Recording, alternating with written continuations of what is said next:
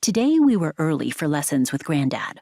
He was still out working when we arrived at his castle. As the north wind, Granddad creates super strong wind currents that circle the entire globe. This time of year, he starts to get really busy because he's preparing for the winter season. Mom, Gusty, and I stood on the balcony to watch him arrive. When a cold breeze began to blow our way, I knew he was close. Diary, if you think Granddad can be blustery and loud on a normal day, you should see him in full wind tamer mode. He swooped across the sky with his chest puffed out and his arms spread wide.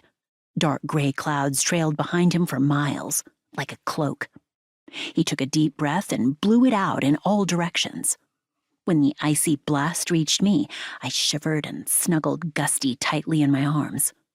This was the type of wind that made you run inside for a warm blanket and a cup of hot tea.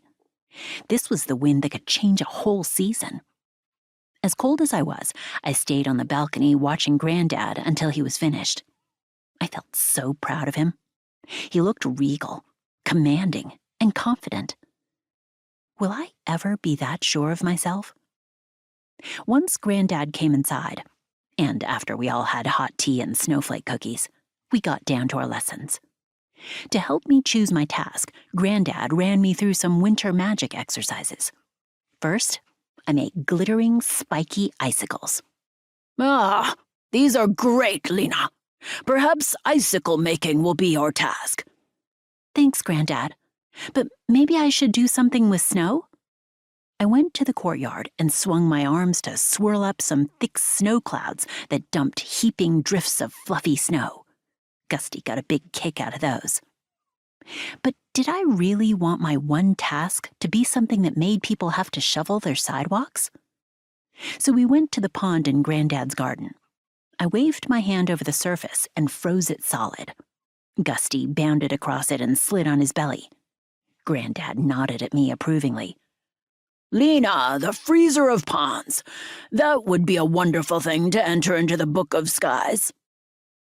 But when I thought about writing those words down in that big, important book, it felt like so much pressure. Could I really freeze ponds my whole life? Granddad was beaming with pride.